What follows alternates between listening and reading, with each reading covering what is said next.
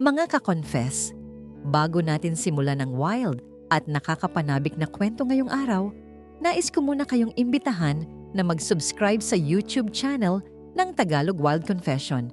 Dito, hatid namin ang maiinit, mabibigat at makabuluhang mga kwentong siguradong tatama sa damdamin. Paalala lang po, ang lahat ng kwentong maririnig ninyo ay pawang katang-isip lamang at ginawa para magbigay aliw at aral. Anumang pagkakatulad sa tunay na tao o pangyayari ay hindi sinasadya.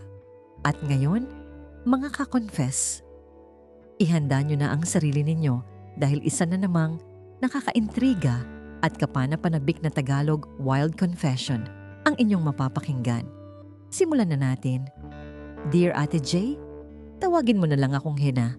Isang simpleng babae mula sa Laguna na nangarap lang naman ng isang payak na pag-ibig. Pero gaya nga ng sabi nila, kung minsan ang buhay ay parang isang pelikula.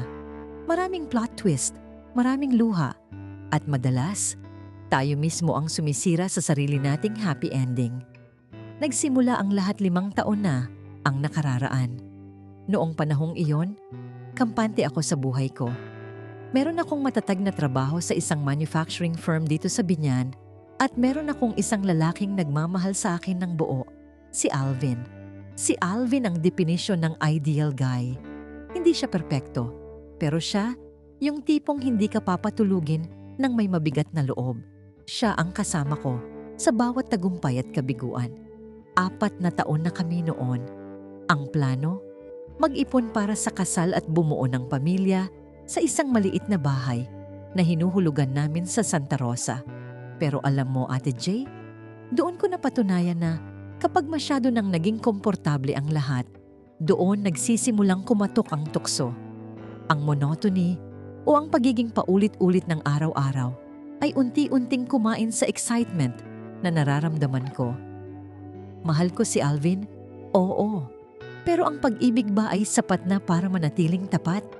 Isang maulan na hapon sa opisina nang makilala ko si Alex.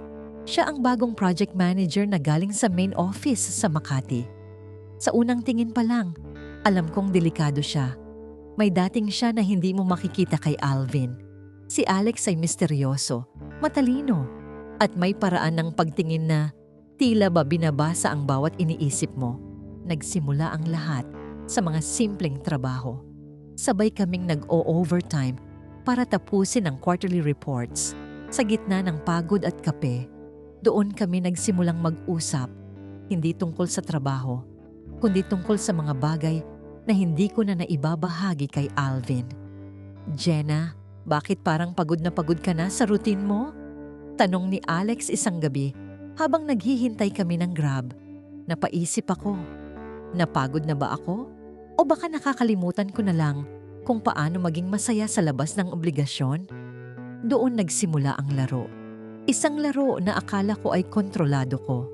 Tuwing kasama ko si Alvin, nakakaramdam ako ng guilt. Pero tuwing ka-chat ko si Alex, nararamdaman ko ang buhay na matagal nang nawala sa akin. Hindi ko namalayan, nahahati na ang puso ko. Sa umaga, ako ang tapat na girlfriend ni Alvin. Sa gabi, ako ang babaeng unti-unting nahuhulog sa mga salita ni Alex. Ate J, mahirap magmahal ng dalawa. Sa simula, akala mo ay best of both worlds. Nakukuha mo ang seguridad kay Alvin at ang excitement kay Alex. Pero ang hindi mo alam, unti-unti ka na palang nauubos. Isang Sabado, niyaya ako ni Alvin na pumunta sa Tagaytay para sa aming anniversary. Habang nasa sasakyan kami at hawak niya ang kamay ko, tumunog ang phone ko. Isang message mula kay Alex. I miss you. Sana ako ang kasama mo ngayon. Imbes na patayin ang phone, tinago ko ito at ngumiti kay Alvin. Doon ko naramdaman ang unang saksak ng konsensya. Tiningnan ko si Alvin, ang lalaking nagplano ng buong buhay niya kasama ako. At naisip ko si Alex, ang lalaking nagparamdam sa akin na muli akong dalaga. Dito sa Laguna, sa ilalim ng malamig na simoy ng hangin, nagsimulang mabuo ang isang malaking kasinungalingan. Hindi ko alam na ang dalawang lalaking ito ay magiging dahilan ng pinakamalaking pagkakamali ng buhay ko. Sa paglipas ng mga linggo, naging eksperto ako sa paglulubid ng buhangin. Kay Alvin, ang dahilan ko ay laging heavy workload o kaya naman ay team building na wala namang katotohanan. Napakabait ni Alvin, Ate Jay. Masyado siyang naniwala sa akin. Minsan, uuwi ako sa bahay ng madaling araw mula sa isang dinner meeting kasama si Alex. Pero ang totoo ay galing kami sa isang bar sa Nuvali. Nagtatawanan at tila walang bukas. Pagdating ko, madadatnan ko si Alvin na nakatulog na sa sofa. May nakahandang pagkain sa mesa na tinakpan pa niya ng tudong para hindi langawin. Doon ako unang naluha ng palihim. Kinakain ako ng konsensya ko habang tinitingnan ko ang mukha ni Alvin. Pero sa tuwing mag-vibrate ang phone ko at makikita ko ang pangalan ni Alex, parang nawawala lahat ng bigat. Isang adik na yata ako sa atensyon na ibinibigay ni Alex. Si Alex naman, alam niyang may Alvin ako. Iyon ang masakit. Noong una, sinabi niya sa akin na, "I don't mind sharing you for now." Pero habang tumatagal, nagiging possessive na rin siya. Isang gabi, habang nasa loob kami ng sasakyan niya, malapit sa lawa ng Laguna, bigla siyang nagtanong, "Jenna, hanggang kailan tayo ganito? Hanggang kailan ako magiging pangalawa? Pinagmumukha nating tanga yung tao at pinapahirapan mo rin ang sarili mo." Sabi niya habang nakatingin sa malayo. Hindi ako nakasagot. Gusto kong sabihing, "Mahal kita."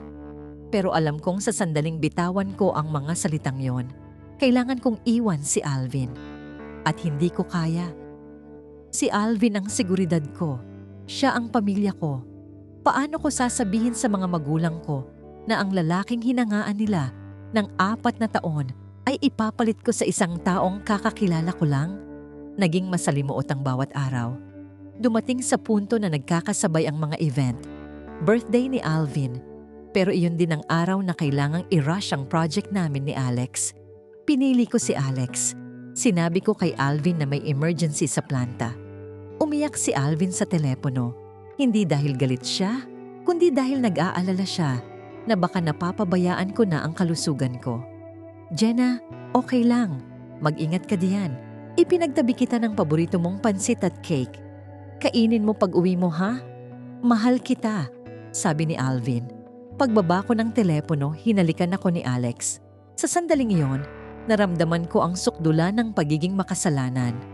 Habang ang isa ay nag-aalala sa pagkain ko, ang isa naman ay kinukuha ang buong atensyon ko sa paraang alam kong mali. Nagsimulang maghinala si Alvin nang makita niya ang isang resibo ng mamahaling restaurant sa bag ko. Hindi ako kumakain sa ganoong kalugar dahil alam niyang nagtitipid kami para sa bahay. "Jenna, ano to? Sino ang kasama mo rito sa Tagaytay noong Martes? Akala ko ba nasa Laguna Technopark ka lang?" Mahinahong tanong niya, pero bakas ang panginginig sa boses niya.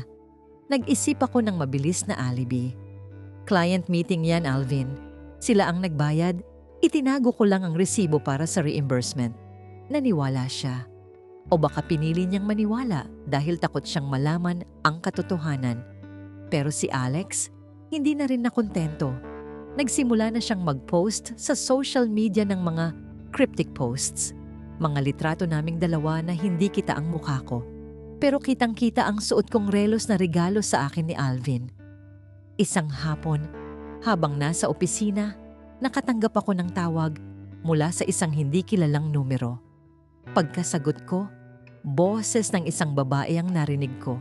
"Hi Jenna, siguro hindi mo ako kilala, pero ako ang legal na asawa ni Alex at alam ko ang lahat tungkol sa inyo." Para akong binuhusan ng malamig na tubig. Ang mundong binuo ko sa kasinungalingan ay nagsimula ng gumuho sa isang iglap. Hindi lang pala ako ang nagtataksil, maging ang lalaking tinitingnan ko bilang takas ko sa realidad ay may sarili rin palang madilim na sikreto. Nanginig ang buong katawan ko. Hindi ako makahinga. Tumingin ako sa paligid ng opisina, hinahanap ko si Alex. Pero wala siya sa table niya. Tinawagan ko siya ng paulit-ulit pero hindi siya sumasagot. Sa kabilang banda, nag-text si Alvin. "Uwi ka ng maaga, Hena. Ipinagluto kita ng paborito mong sinigang. May surprise ako sa'yo." Hindi ko alam kung saan ako pupunta. Pakiramdam ko ay nakulong ako sa isang silid na unti-unting lumiliit. Ang dalawang lalaking minahal ko, ang isa ay niloloko ko at ang isa naman ay niloloko pala ako. Doon nagsimulang mag-collapse ang lahat. Umuwi ako sa bahay namin ni Alvin na parang lutang. Pagbukas ko ng pinto, nakita ko ang maraming lobo at isang banner na may nakasulat na, "Will you marry me?" Nakaluhod si Alvin sa gitna ng sala, hawak ang isang maliit na pulang kahon. Habang sa kabilang kamay ko, hawak ko ang cellphone ko kung saan nakatanggap ako ng litrato mula sa asawa ni Alex. Litrato ni Alex na may kargang sanggol, masayang masaya. Tumulo ang luha ko, hindi dahil sa tuwa, kundi dahil sa sobrang sakit at kahihiyan. Paano ko tatanggapin ang singsing ng isang lalaking tapat sa akin, habang ang puso ko ay durog na durog para sa isang lalaking kailanman ay hindi naging akin? Gusto kong sumigaw, gusto kong magmura, pero nanatili akong nakatayo sa tapat ni Alvin habang siya ay naghihintay ng matamis kong oo. Tumingin ako sa mga mata ni Alvin. Punong-puno iyon ng pag-asa, pagmamahal at pangarap. Pero sa loob-loob ko, naduduwal ako sa sarili ko. Paano ko nagawang dungisan ng ganitong klaseng katapatan? "Jenna, okay ka lang ba? Bakit ka umiiyak?" Nag-aalalang tanong ni Alvin habang dahan-dahang tumatayo. Akala niya siguro ay tears of joy ang nakikita niya. Hinawakan niya ang kamay ko, ang kamay na ilang oras lang ang nakalilipas ay hinahawakan din ni Alex. Hindi ko na kaya. Bumigay ang tuhod ko at napaluhod ako sa harap niya. Doon ko ibinuhos ang lahat ng hagulgol. "Alvin, sorry. Sorry." Paulit-ulit kong sabi. "Bakit, Jenna? Anong problema?" Pagtataka niya, kinuha ko ang cellphone ko at ipinakita sa kanya ang lahat. Ang usapan namin ni Alex, ang mga litrato, at ang huling message ng asawa nito. Habang binabasa ni Alvin ang bawat salita, nakita ko kung paano namatay ang kislap sa kanyang mga mata. Ang ngiti niya ay napalitan ng isang ekspresyong hindi ko kailanman nakita sa kanya. Ang ekspresyon ng isang taong pinatay ang pagkatao. Binitawan niya ang singsing. Gumulong iyon sa sahig. Isang tunog ng bakal na tila hudyat ng katapusan namin. Walang sigaw, walang mura. Mas masakit ang katahimikan ni Alvin kaysa sa anumang galit. Kinuha niya ang kanyang jacket, lumabas ng pinto, at hindi na lumingon pa. Naiwan akong mag-isa sa gitna ng mga lobo na unti-unti ring nawawalan ng hangin. Kinabukasan, hinarap ko si Alex sa opisina. Akala ko makakakuha ako ng paliwanag, pero ang tanging bumungad sa akin ay ang balitang nag-resign na siya at bumalik na sa Makati kasama ang pamilya niya. Ginamit lang niya ako para sa panandaliang aliw habang malayo siya sa asawa niya. Naging pampalipas oras lang ako. Nawala ang lahat sa akin, Ate Jay. Nilayasan ako ni Alvin at tuluyan ng nakipaghiwalay. Ang bahay na pinag-ipunan namin ay na-forfeit dahil hindi ko na kayang bayaran mag-isa. Ang trabaho ko naman ay iniwan ko rin dahil hindi ko kayang makita ang bawat sulok ng opisina na nagpapaalala sa kataksilan ko. Ngayon, nandito ako sa dalampasigan ng Laguna de Bay, tinitingnan ang dapit hapon. Dalawa ang minahal ko, pero sa huli, sarili ko lang ang pinaboran ko. Pareho ko silang nasaktan, pero ang pinakamalaking sugat ay ang iniwan ko sa sarili kong budhi. Ang pag-ibig na akala ko ay balanse ay isang malaking kasinungalingan na lumunod sa akin. Wala ni isa ang nanalo. At yan, mga ka-confess, ang kwento ni Jenna. Isang paalala na ang pag-ibig ay hindi isang laro kung saan pwede tayong tumaya sa dalawa para siguradong manalo. Sa huli, ang katapatan pa rin ang tanging puhunan na hindi ka malulugi. Mga ka-confess, diyan na nagtatapos ang ating kwento para sa araw na ito. Maraming salamat sa inyong walang sawang pakikinig at pagsubaybay sa ating mga talakayan. Sana ay may napulot kayong aral sa naging karanasan ni Jenna.